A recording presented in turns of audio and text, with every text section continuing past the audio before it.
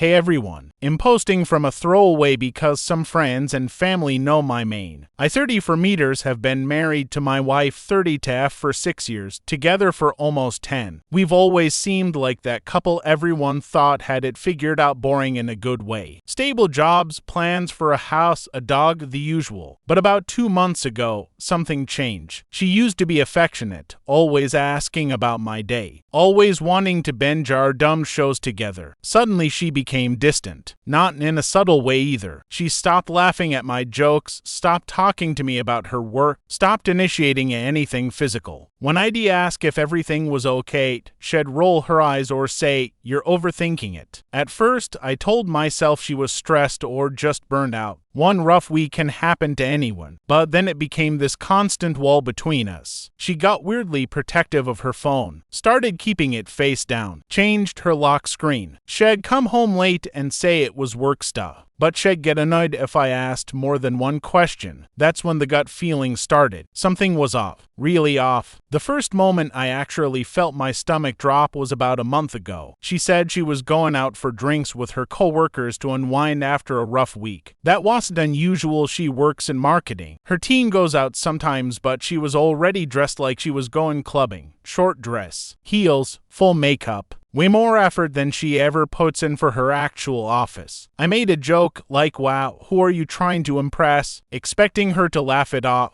Instead, she snapped, "Maybe if you paid attention once in a while, you'd know I like looking nice." It wasn't the words she snapped before, we all do. It was the tone, like she hated me. She left at 8 p.m. Around 1:30 a.m., I woke up to the dog barking and realized she still wasn't home. I texted, no answer. Called her, straight to voicemail. At 2:15, she finally walked in. Smelled like perfume that wasn't hers and cigarette smoke, even though she hates smoking. When I asked where she'd been, she looked me straight in the face and said, "You know I told you, work friends. Stop being paranoid." And then she just went to sleep. I didn't sleep at all. After that night, things spiraled fast. She started keeping her phone on silent, taking it into the bathroom even to brush her teeth. When it buzzed, she'd flip it over instantly. If I walked into the room while she was texting, she'd lock the screen so fast it was like muscle memory. One afternoon, she left her laptop open on the kitchen table while she was showering. I wasn't snooping, honestly. I was just grabbing a charger, but a notification popped up in the corner. "Can't wait to see you again. Last night was amazing," with a heart emoji. I froze. It was from someone named A. No last name, no profile picture, just a letter. My heart was pounding so hard I could hear it. I clicked the message thread, but before I could read anything, the entire conversation disappeared like it was auto-vanishing chat or something. I just stood there staring at the empty screen, hands shaking. Part of me wanted to shut the laptop and pretend I didn't see it. But another part of me knew there's no innocent explanation for that, not with everything else. When she came downstairs, her first reaction wasn't, "Hey," or "What's up?" It was a laser-focused, "Why are you on my laptop?" Not scared, not confused, defensive. I said it was open and I just needed the charger. She just stared at me like she was trying to figure out whether I was lying. Then she slammed the laptop shut and took it upstairs with her, claiming she had work. That's when denial stopped and reality started. I knew something was very, very wrong. About a week later, things got worse. She started leaving earlier for work, like an hour earlier, and coming home later. And every time I'd ask if everything was okay, she'd sigh dramatically and say things like, "I don't have time to babysit your insecurities," or "This is why I don't talk to you anymore." It was like she was trying to make me the bad guy for noticing anything at all. Then came the night that pushed me over the edge. She told me she had a last-minute team dinner. I wasn't even going to argue, but then she added, "Don't wait up. It'll probably go late." So she leaves at 6:30 p.m. At 9 o'clock, I realized she left her tablet on the counter. She never leaves any electronics behind anymore. It was still connected to our home Wi-Fi, so without thinking I opened it. There were messages, tons of them, a whole thread with someone saved under just J. And unlike the laptop, these didn't disappear. They were very real, very long, and very detailed. Flirty comments, inside jokes, plans to meet up, references to nights she told me she was working late. And then one message that made my chest feel like it collapsed inward. I'll tell him soon, I promise. Just need a little more time. I can't describe that moment. It was like every emotion hit at once. Anger, shock, heartbreak, humiliation. I actually had to put the tablet down because my hands were shaking. I didn't message the guy. I didn't call her. I just sat at the kitchen table staring at the wall for an hour, wondering how my life suddenly became some bad movie. At 11:45 p.m., she still wasn't home. She finally walked in close to midnight. Same deal as before, dressed up, smelling like perfume and a bar. I didn't even try to play it cool this time. I asked, "Who's Jay?" She froze for half a second, just long enough for me to notice, then rolled her eyes, like I was being dramatic. God, are you seriously snooping through my stuff now? That's pathetic. No denial, no confusion, just immediate offense. I told her I saw the messages. All of them. The jokes, the late nights, the promise to tell me. She suddenly flipped into this overly calm voice like she was talking to a child. It's just a friend. We vent about work. You're reading into things because you're insecure. I said, friends don't make plans in hotels. Friends don't talk about keeping secrets from spouses. She snapped again, louder this time. Stop twisting my words. You always do this. Maybe if you weren't so paranoid all the time, I wouldn't have to talk to other people. That hit me. Not because it made sense, but because it was such an obvious attempt to shift blame. Somehow, in her version of reality, her cheating was my fault for not paying attention or being too suspicious. I asked her straight, "Are you sleeping with him?" She stared at me, didn't answer, just grabbed her phone and said, "I don't have energy for this," and went upstairs. I didn't follow. I just sat on the couch, sick to my stomach, trying to figure out when the person I married became a stranger who lies like it's nothing. I barely slept that night. The next morning, she acted like nothing happened. She was humming while making coffee, talking about weekend plans, completely ignoring the fact that I'd confronted her about cheating less than 12 hours earlier. When I brought it up again, she sighed dramatically and said, "Are you really still on this? I told you it's nothing. Drop it." But then something happened that she didn't expect. Her phone rang. Normally she would grab it instantly, but it was in the bedroom charging, and she was in the kitchen. Before she could react, I looked at the screen. Jay. Incoming call. It was right there. My heart jumped into my throat. She froze mid-step, eyes locked on the phone like it was a bomb about to go off. I picked it up before she could reach it. She freaked out like full panic mode. "Don't answer it. Seriously, don't answer it." I didn't answer, but I stared at her and asked, "If it's nothing, why are you terrified of me picking up?" She changed her story instantly. "Oh my God, you're ridiculous. It's just a coworker. He calls everyone. It's group stuff for a client." Right. Because coworkers call at 7 a.m. She snatched the phone out of my hand so fast she almost dropped it. Then she locked it and held it against her chest like I was trying to steal it. That moment told me everything I needed to know. Even if she never admitted it out loud, her reaction was basically a confession. She stormed out of the house without saying another word. No goodbye. No explanation, just slammed the door and left. I stood alone in the kitchen, staring at the closed door, realizing something ugly.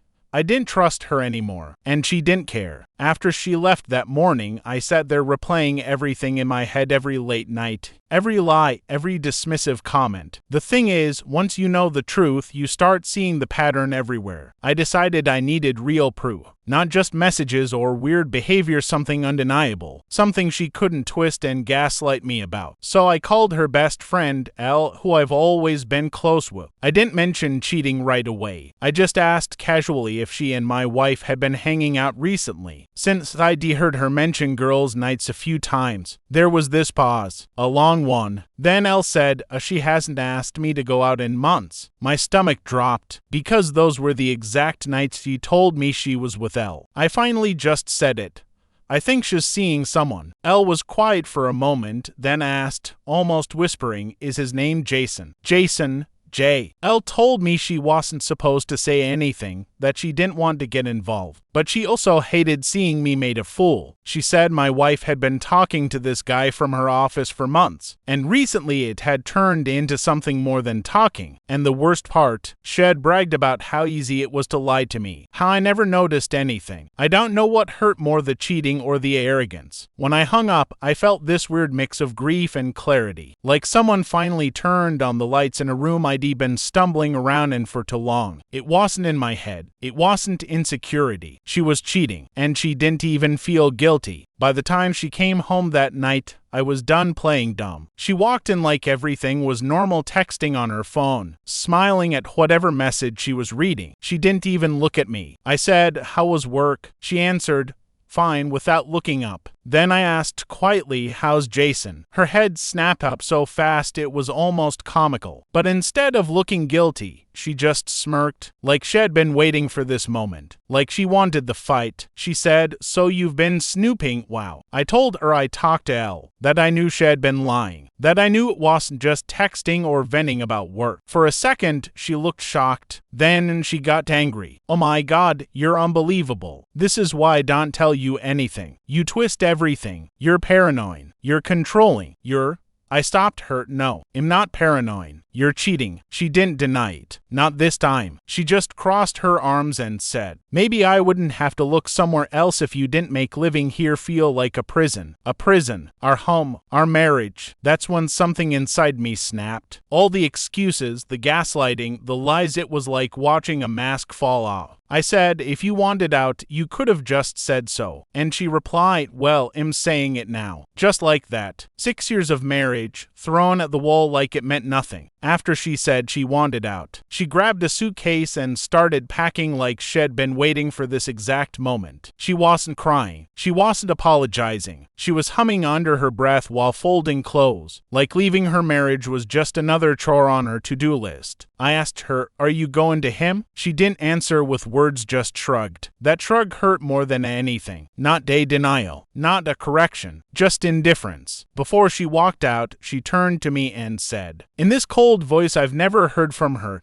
"You'll be fine. You'll find someone who appreciates being smothered." And then she left. No goodbye. No last look back. Door shut, car drove off, gone. I sat on the floor in the hallway, staring at the space where her suitcase had been. The silence in the house felt unreal. Even the dog seemed confused. He kept walking to the door and back like he expected her to return. I don't know how long I sat there, but eventually everything hit me at once: the betrayal, the humiliation, the sudden emptiness. I cried. Not loud, not dramatic. Just quiet, exhausted crying that felt like letting air out of a punctured tire. I never thought I'd be the guy who got blindsided by his own spouse. But there I was, sitting alone on the floor, wondering if the last few years of my life were a lie. The next morning was the strangest of my life. I woke up and for a few seconds, everything felt normal: sunlight through the blinds, dog jumping on the bed, the usual routine. Then it hit me like a truck. She was gone. Not just at work, gone. Her side of the closet was half empty. Her bathroom drawer cleared out. Toothbrush gone. Perfume gone. Nothing left on her nightstand. It was like she'd been preparing for this for weeks. At first, I thought maybe she'd cool off and come home to talk, but around noon, I got a text: "Don't make this harder than it needs to be. You'll get the rest of my stuff later." No apology, no explanation, no remorse, just instructions. A few hours later, her sister called me, not to check on me, not to see if I was okay, but to say I should respect her space and give her time. Apparently, my wife told everyone I'd been controlling and crazy, and that she finally stood up for herself. I couldn't believe it. She'd cheated on me, left me, and somehow still managed to spin herself into the victim. That night, I finally told my parents and a couple close friends. Every single one of them said the same thing: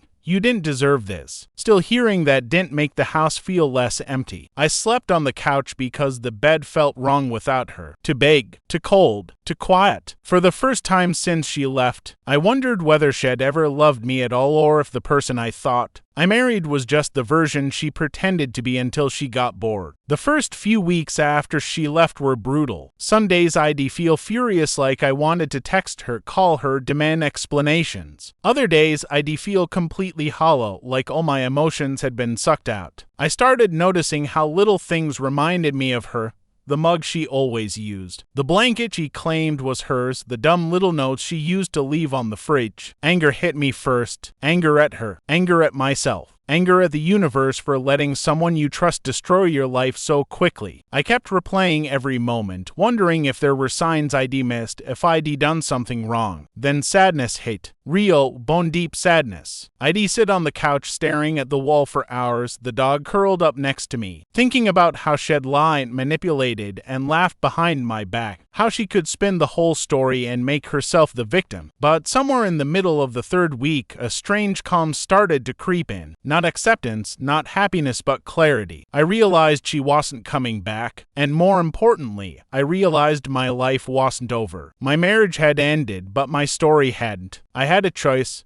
Keep being angry or start reclaiming my life piece by piece. It wasn't easy. Every small victory, cooking dinner for myself, laughing at a dumb meme, going for a walk without feeling amped, it felt like I was slowly pulling myself out of a pit shed, left me in. I didn't trust myself to think about dating yet. I didn't even trust myself to fully forgive. But I could start taking care of me again, and that was step one. After a month, I started taking real steps to rebuild. First, I changed my locks and my phone passwords. I deleted every trace of her from my accounts and devices. Small, but it felt empowering, like reclaiming control over the parts of my life she had manipulated. I also started going to therapy. I didn't think I needed it at first, but talking to someone helped me process the anger, the betrayal, and the shame. It wasn't about her anymore, it was about me. And learning that I wasn't broken just because someone I loved had lied to me. Work became a refuge. I threw myself into projects I'd been neglecting. I even started running against something I'd given up when our schedules collided, when life felt like ours rather than mine. Each mile felt like leaving a little bit of her behind. Friends and family became lifelines. I didn't isolate myself, even though the temptation was strong. Dinner with my parents, beers with friends, even a few awkward group hangouts, every connection reminded me that I wasn't alone. And slowly, in the background, I started to imagine a future that didn't include her, not because I was over her yet, but because I realized that life goes on. That betrayal doesn't define me, and that one day, I might even love again someone who respects me, not someone who sees me as a placeholder. Even as I started to rebuild, moments of anger would still hit like lightning. I'd see a couple laughing together, hear someone mention a perfect spouse, or even catch a whiff of the perfume she used to wear. My stomach would twist, and I'd want to scream or cry or both. Therapy helped with that. I learned to pause, breathe, and remind myself that her actions weren't a reflection of my worth. I started journaling too. Writing everything down, her lies, my feelings, my frustrations, was oddly cathartic. It was like I was giving the chaos a place to exist so it wouldn't live inside me anymore. I also started having hard conversations with myself. Why did I stay for so long when I felt something was off? Was I too trusting, too hopeful, or just naive? I realized it wasn't about blame, it was about understanding patterns so I wouldn't repeat them. One night, I even went through old photos of us. I expected nostalgia or heartbreak, but instead I felt clarity. Those were memories of someone I once knew, not someone I'm tied to now. And that distinction between memory and present reality was a turning point. I didn't need to erase her from my life emotionally, but I did need to stop letting her control my emotions. It was messy, painful, and raw. But slowly, the anger became manageable. Instead of exploding or retreating into sadness, I could feel it, name it, and then let it go. By the third month, the sharpest pain had dulled. I wasn't numb, I could still feel it, but it no longer consumed me. I started noticing small victories, laughing at a stupid joke without thinking about her, cooking a meal just for myself, going to bed without replaying the betrayal in my head. I also started thinking about what I'd learned. One of the hardest truths: people can change or reveal themselves in ways you never expected. And sometimes it's not a reflection on you, it's a reflection on them. My wife's betrayal wasn't because I wasn't enough. It was because she chose to lie,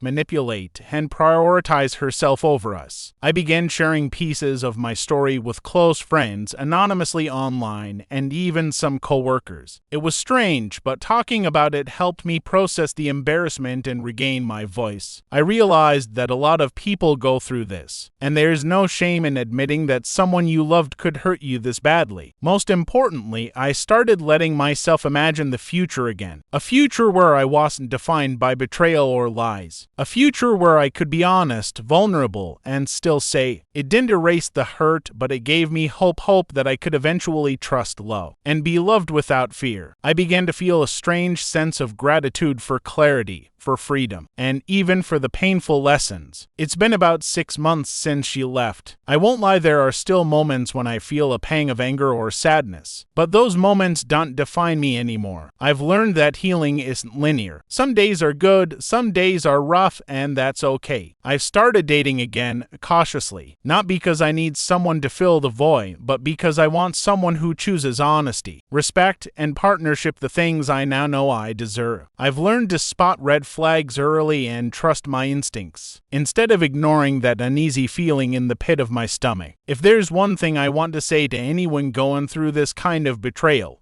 trust yourself. Don't let anyone gaslight you into thinking you're overreacting. Your feelings are valid, your pain is real, and you can rebuild. It might take months or years, but the life you create afterward can be stronger and freer than you ever imagined. Most importantly, I've realized that closure doesn't always come from them, it comes from within. You don't need their apology, their explanation, or their recognition to move on. You just need to take back your life and own it, piece by piece. I survived this and am starting to thrive again, and that, honestly, feels like winning. I'll stop there, click the like button, subscribe to this channel, and have a good day, everyone.